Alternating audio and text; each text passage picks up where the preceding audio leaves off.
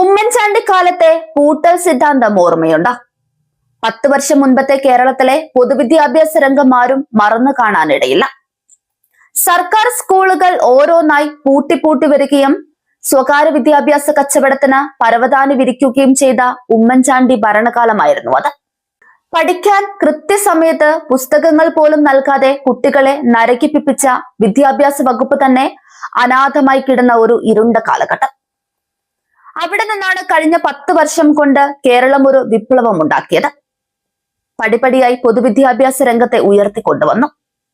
വർഷം തോറും ലക്ഷക്കണക്കിന് കുട്ടികളാണ് സ്വകാര്യ വിദ്യാലയങ്ങൾ ഉപേക്ഷിച്ച് സർക്കാർ സ്കൂളുകളിലേക്ക് ഒഴുകിയെത്തിയത്. വിദ്യാലയങ്ങൾ ഹൈടെക്കായി മാറി. വിജയ ശതമാനം റെക്കോർഡുകൾ ഭേദിച്ചു. അന്ന് ചൊറിയും കുത്തിയിരുന്ന സ്വകാര്യ വിദ്യാഭ്യാസ കച്ചവടക്കാർക്ക് ഭരണമാറ്റത്തോടെ വീണ്ടും ചാകരയൊരുക്കുകയാണോ വി.ഡി. സതീശന്റെ സർക്കാർ എന്ന് ചോദിക്കേണ്ടി വന്നിരിക്കുന്നു. പൊതുവിദ്യാഭ്യാസം ജനകീയമാണെന്ന് ലോകത്തെ വിളിച്ചറിയിച്ചതും വിദ്യാലയ മുറ്റങ്ങളിലേക്ക് കുട്ടികളെ ആകർഷിച്ചതും ഓരോ വർഷവും വൻ ജനപങ്കാളിത്തത്തോടെ നടത്തിയ പ്രവേശനോത്സവങ്ങൾ തന്നെയാണ്.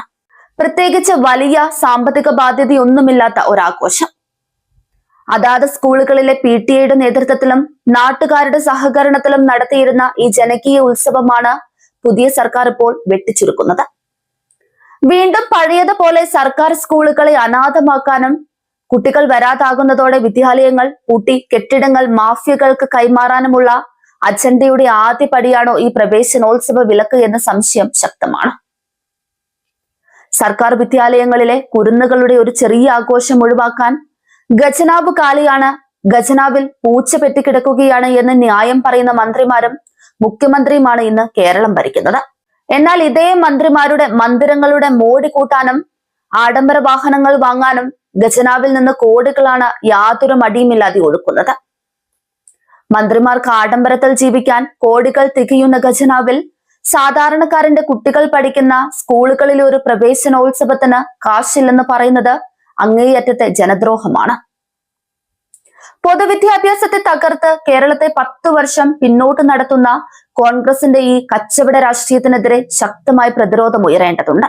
ഇടതുപക്ഷ ഭരണകാലത്ത് രാജ്യാന്തര നിലവാരത്തിലേക്ക് ഉയർന്ന കേരളത്തിലെ പൊതുവിദ്യാഭ്യാസ മേഖലയെ തല്ലിക്കെടുത്താനും സ്വകാര്യ വിദ്യാഭ്യാസ കച്ചവടക്കാർക്ക് വീണ്ടും വഴിയൊരുക്കാനുമുള്ള UDF സർക്കാരിന്റെ നീക്കങ്ങൾക്കെതിരെ ജനരോഷം ശക്തമാകുന്നുണ്ട്.